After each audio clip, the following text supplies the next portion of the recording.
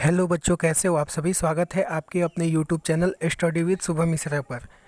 इस क्लास में हम लोग हिस्ट्री का थ्योरी सेशन देखने वाले हैं। ठीक है, एक लेक्चर इसका हो चुका है, आप लोग नहीं देखे हैं तो आप लोग प्ले लिस्ट में जाके हिस्ट्री के थ्योरी सेशन में जाके आप लोग देख सकते हैं। ठीक है, चलिए आज की क्लास स्टार्ट करने से पहले जो लोग चैनल पे नए जुड़े हैं प्लीज़ चैनल को लाइक शेयर और सब्सक्राइब करना ना भूलिएगा। ठीक है बच्चों, चलिए आज की क्लास स्टार्ट करते हैं हम लोग।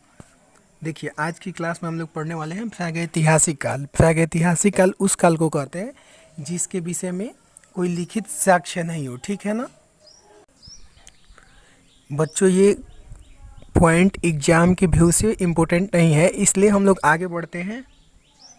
और आप लोगों को पता है बच्चों, हम लोग केवल वही पॉइंट पढ़ने वाले हैं जो एग्जाम के पॉइंट ऑफ व्यू से बहुत ही इम्पोर्टेंट होने वाले हैं। ठीक है, चलिए देखिए आज के क्लास का पहला पॉइंट। देखिए आग का आविष्कार पूरा पाषाण काल में एवं पहिए का आविष्कार किस में हुआ था बच्चों? नवपाषाण काल में हुआ था। ठीक है, क्वेश्चन एग्जाम में पूछ सकता है कि आग का आविष्कार किस काल में हुआ, तो आंसर क्या हो जाएगा? पूरा पाषाण काल में। और पहिए का आविष्कार पूछे तो क्या होगा आंसर उसका? नवपाषाण काल में। ठीक है बच्चों, चलिए अब क्वेश्चन पूछ सकता है कि मनुष्य ने अस्थायी निवास की प्रवृत्ति किस काल में अपनाई, तो नवपाषाण काल में। ठीक है, और क्वेश्चन पूछ दे कि उसने सबसे पहले किस जानवर को पालतू बनाया, तो सबसे पहले कुत्ता को पालतू बनाया गया था। ठीक है, देखिए मनुष्य ने सर्वप्रथम तांबा धातु का प्रयोग किया तथा उसके द्वारा बनाया जाने वाला प्रथम औजार कौन सा था? कुल्हाड़ी। एग्जाम में क्वेश्चन क्या पूछ सकता है कि मनुष्य ने सबसे पहले किस धातु का उपयोग किया, तो आंसर क्या होगा? तांबा। तथा सबसे पहले बनाया गया औजार कौन सा था? तो कुल्हाड़ी था। ठीक है, अब देखिए कृषि का आविष्कार नवपाषाण काल में हुआ। क्वेश्चन पूछ देगा कि कृषि का आविष्कार किस काल में हुआ, तो नवपाषाण काल में हुआ था। ठीक है, चलते हैं अगले पॉइंट पर। देखिए क्वेश्चन पूछ दे कि कृषि के लिए अपनाई गई सबसे प्राचीन फसल कौन सी थी, तो सबसे प्राचीन फसल बच्चों गेहूं थी। ठीक है, यह पहली फसल थी, लेकिन मानव द्वारा प्रयुक्त अनाज चावल था। यानी सबसे पहले गेहूं का उत्पादन तो किया गया, लेकिन सबसे पहले भोजन के रूप में इस्तेमाल किसका किया गया बच्चों? चावल का इस्तेमाल किया गया। ठीक है, अब देखिए क्वेश्चन पूछ दे कि कृषि का प्रथम उदाहरण कहाँ से प्राप्त हुआ, तो मेहरगढ़ से प्राप्त हुआ। ठीक है, और देखिए कुलडीहुआ का संबंध चावल के प्राचीनतम साक्ष्य से है। ठीक है ना, कुलडीहुआ एक जगह का नाम है, इसका संबंध किससे है? चावल के प्राचीनतम साक्ष्य से है। ठीक है, चलते हैं आगे। अगला पॉइंट है कि भारत का प्राचीन नगर मोहनजोदड़ो था। ठीक है, सिंधी भाषा में जिसका अर्थ क्या होता है? मृतकों का टीला। ठीक है बच्चों, ये क्वेश्चन बहुत बार पूछ चुका है कि मोहनजोदड़ो का अर्थ क्या होता है, तो आंसर क्या होता है उसका? मृतकों का टीला। ठीक है, अब देखिए इनाम गांव ताम्रपाषाण युग की एक बड़ी बस्ती थी, इसका संबंध जोरो संस्कृति से है। ठीक है, देखिए भारत में शिवालक की पहाड़ी से जीवाश्म का प्रमाण मिला है। ठीक है, जीवाश्म का प्रमाण किससे मिला है? शिवालक की पहाड़ी से मिला है। देखिए भारत में मनुष्य संबंधी सबसे पहला प्रमाण नर्मदा नदी घाटी में मिला है। ठीक है बच्चों, एग्जाम में क्वेश्चन पूछ सकता है कि भारत में मनुष्य संबंधी सबसे पहला प्रमाण कहाँ पे मिला है, तो इसका आंसर क्या हो जाएगा बच्चों? नर्मदा घाटी में। ठीक है, चलते हैं अगले क्वेश्चन पर। अगला चैप्टर है हम लोग का सिंधु सभ्यता। क्या है बच्चों? सिंधु सभ्यता। ठीक है, सिंधु सभ्यता देखिए रेडियो कार्बन 14 जैसे नवीन विश्लेषण पद्धति के द्वारा सिंधु सभ्यता की सर्वमान्य तिथि 24 ईसा पूर्व से 1700 ईसा पूर्व मानी गई है। ठीक है, क्वेश्चन पूछ देगा कि सिंधु घाटी सभ्यता की खोज किस पद्धति के द्वारा की गई, तो रेडियो कार्बन C14 पद्धति के द्वारा की गई थी। ठीक है, इस पद्धति के द्वारा इसका टाइम पीरियड क्या है बच्चों? तो 2400 ईसा पूर्व से 1700 ईसा पूर्व इसका आंसर होगा। ठीक है, अब देखिए सिंधु सभ्यता की खोज किसने की, ये भी क्वेश्चन आता है एग्जाम में, तो इसका आंसर क्या होगा? राय बहादुर दयाराम साहनी ने किया। और कब किया? तो 1921 ईस्वी में किया। ठीक है, 1921 ईस्वी में किया था। ठीक है बच्चों, चलते हैं अगले पॉइंट पर। देखिए सिंधु सभ्यता को प्रागैतिहासिक अथवा कांस्य युग में रखा गया है। ठीक है ना, यानी सिंधु सभ्यता को हम लोग कांस्य युगीन सभ्यता भी कहते हैं। ठीक है, चलते हैं अगले पॉइंट पर। देखिए, सिंधु सभ्यता या सिंधु सभ्यता नगरीय सभ्यता थी। ठीक है, क्वेश्चन पूछ दे कि सिंधु सभ्यता या सिंधु सभ्यता किस प्रकार की सभ्यता थी, तो ये नगरीय सभ्यता थी। ठीक है, चलते हैं अगले पॉइंट पर। चलिए देख लेते हैं अगला पॉइंट। अगला पॉइंट क्या है बच्चों की स्वतंत्रता प्राप्ति पश्चात हड़प्पा संस्कृति का सर्वाधिक स्थल गुजरात में खोजे गए। ठीक है ना, यानी सबसे ज़्यादा हड़प्पा संस्कृति का स्थल कहाँ पे मिला है, तो गुजरात में मिला है। ठीक है, चलते हैं अगले क्वेश्चन पर। लोथल तथा सुतकोटदा सिंधु सभ्यता का बंदरगाह था। ठीक है ना, लोथल और सुतकोटदा ये क्या था बच्चों, सिंधु सभ्यता का बंदरगाह था। अब क्वेश्चन एग्जाम में ये आता है कि जुते हुए खेत और नक्काशीदार ईंटों का प्रयोग का साक्ष्य सबसे पहले कहाँ मिला, तो कालीबंगन में मिला। ठीक है ना, ये क्वेश्चन एग्जाम में आया हुआ है, एनटीपीसी में भी आया था कि जुते हुए खेत का प्रमाण कहाँ पे मिला है, तो कालीबंगन में मिला है। ठीक है, या नक्काशीदार ईंटे का प्रयोग सबसे पहले कहाँ मिला, तो कालीबंगन में इसका भी साक्ष्य मिला है। ठीक है, अब देखिए, मोहनजोदड़ो से प्राप्त स्नानागार संभवतः सिंधु सभ्यता की सबसे बड़ी इमारत थी। यानी मोहनजोदड़ो से प्राप्त जो स्नानागार था वो इस सभ्यता का सबसे विशाल इमारत थी। ठीक है, चलते हैं अगले पॉइंट पर।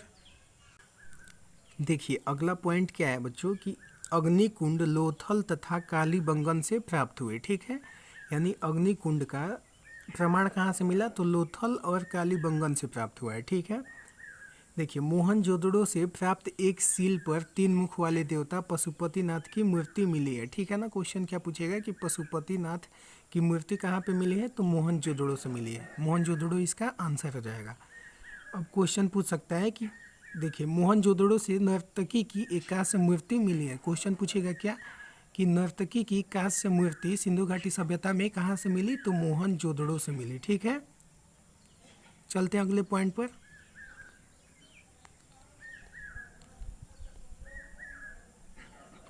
देखिए, हड़प्पा की मोहरों पर सबसे अधिक एक श्रृंगी पशु का अंकन मिलता है। ठीक है बच्चों, अब देखिए, मनके बनाने के कारखाने लोथल और चनहुदड़ो से मिले हैं। ठीक है बच्चों,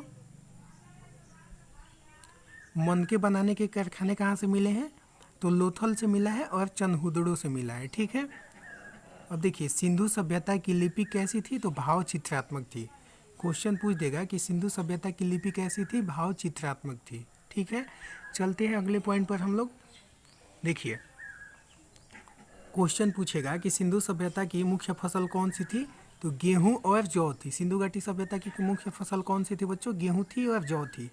अब देखिए, मिट्टी से बने हल का साक्ष्य बनमाली से मिला है। क्वेश्चन क्या पूछेगा कि मिट्टी से बने हल का साक्ष्य कहाँ से मिला है, तो आंसर क्या हो जाएगा बच्चों, बनमाली हो जाएगा। ठीक है, चलते हैं अगले पॉइंट पर। चलिए अगला पॉइंट हम लोग देख लेते हैं। देखिए, रंगपुर और लोथल से चावल के दाने मिले हैं जिनसे धान की खेती होने का प्रमाण मिला है। ठीक है बच्चों, चावल के प्रथम साक्ष्य लोथल से ही प्राप्त हुए हैं। क्वेश्चन क्या पूछ सकता है कि सिंधु घाटी सभ्यता में चावल का साक्ष्य सबसे पहले कहाँ मिला, तो आंसर क्या हो जाएगा बच्चों, लोथल हो जाएगा। ठीक है, हम लोग अगला पॉइंट देख लेते हैं बच्चों। अगला पॉइंट क्या है कि पिगट ने हड़प्पा एवं मोहनजोदड़ो को विस्तृत साम्राज्य की जुड़वा राजधानी कहा है। ठीक है ना, मोहनजोदड़ो और हड़प्पा को विस्तृत साम्राज्य की जुड़वा राजधानी किसने कहा है, पिगट ने कहा है। ठीक है, चलते हैं अगले पॉइंट पर। देखिए, वृक्ष पूजा एवं शिव पूजा के प्रचलन के साक्ष्य भी सिंधु घाटी सभ्यता से ही मिले हैं। ठीक है बच्चों, अब देखिए, स्वास्तिक चिन्ह संभवतः हड़प्पा सभ्यता की ही देन है। क्वेश्चन पूछ सकता है एग्जाम में कि स्वास्तिक चिन्ह किस सभ्यता की देन है, तो आंसर क्या हो जाएगा, हड़प्पा सभ्यता की देन है। ठीक है, इस चिन्ह से सूर्योपासना का अनुमान लगाया जाता है। सिंधु घाटी के नगरों के में मंदिर भी सिंधु घाटी के नगरों में किसी भी मंदिर के अवशेष नहीं मिले हैं। ठीक है ना, यानी सिंधु घाटी सभ्यता के नगरों में कोई भी मंदिर होने का प्रमाण हम लोगों को नहीं मिला है। ठीक है, देखिए बच्चों, सिंधु घाटी सभ्यता के लोग पशुओं में कुबड़ वाला सांड, ठीक है ना, कुबड़ वाला सांड को इस सभ्यता के लोगों के द्वारा विशेष पूजनीय था। यानी कुबड़ वाला जो सांड था इसकी पूजा सिंधु घाटी सभ्यता के लोग करते थे। ठीक है, अब देखिए, सिंधु सभ्यता मातृ सत्तात्मक थी। क्वेश्चन क्या पूछ सकता है कि सिंधु सभ्यता कैसी थी, पितृसत्तात्मक या मातृसत्तात्मक, या 2-3 ऑप्शन और दे देगा तो आंसर क्या हो जाएगा, मातृसत्तात्मक होगी। ठीक है, चलते हैं आगे।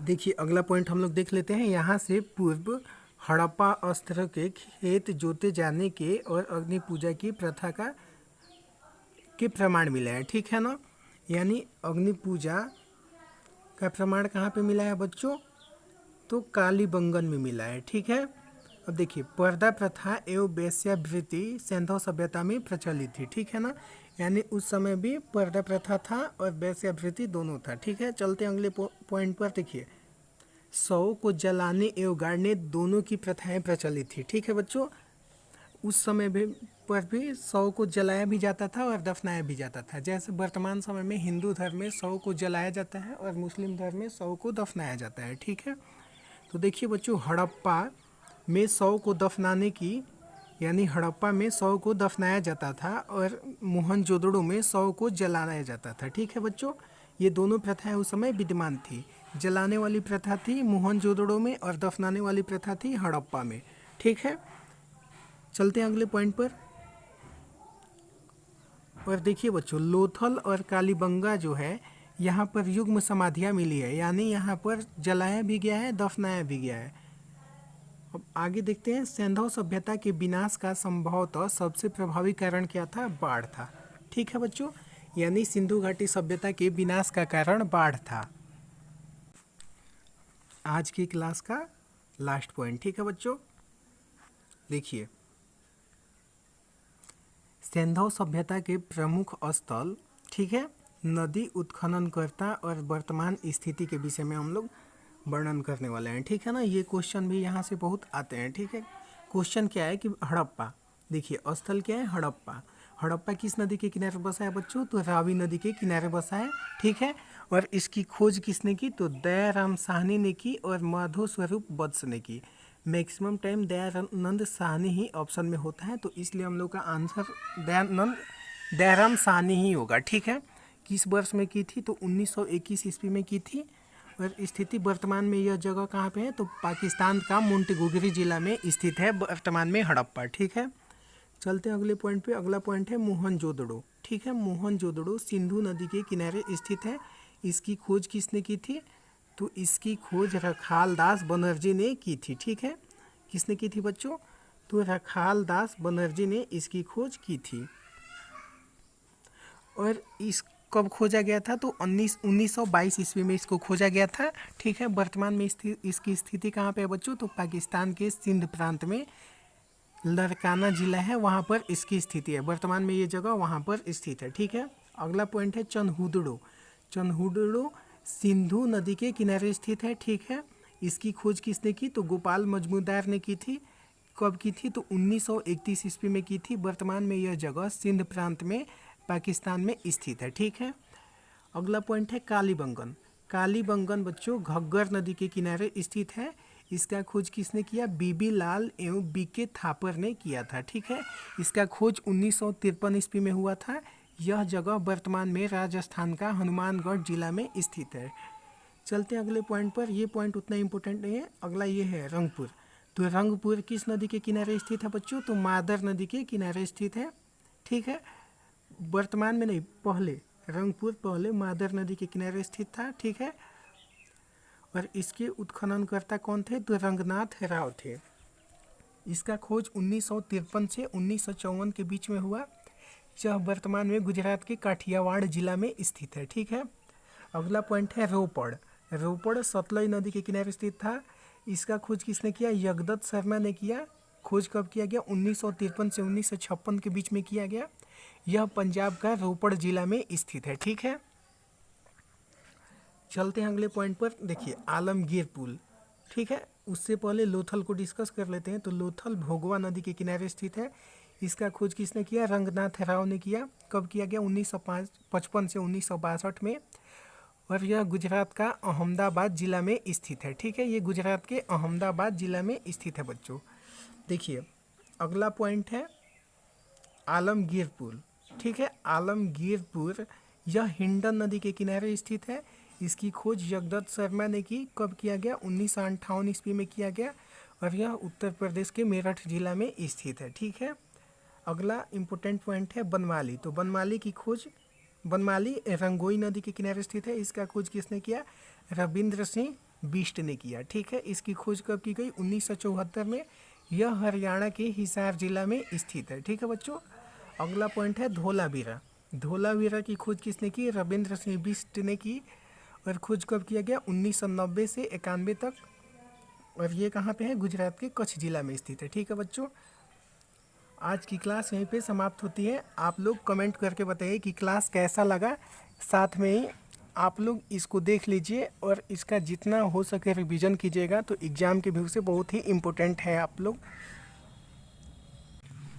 लोग अपने लूसेंट के बुक में टिक लगा लीजिए। ठीक है बच्चों, क्योंकि ये लूसेंट से ही हमने उठाया है, तो इसलिए आप लोग लूसेंट पे टिक लगा लीजिए और 2 बार वीडियो देख लीजिए। एक बार में समझ में नहीं आता है, उसके बाद आप लोगों को वीडियो देखने की आवश्यकता नहीं पड़ेगी और आप लोग आसानी से केवल बुक से रिवीजन करते जाइए।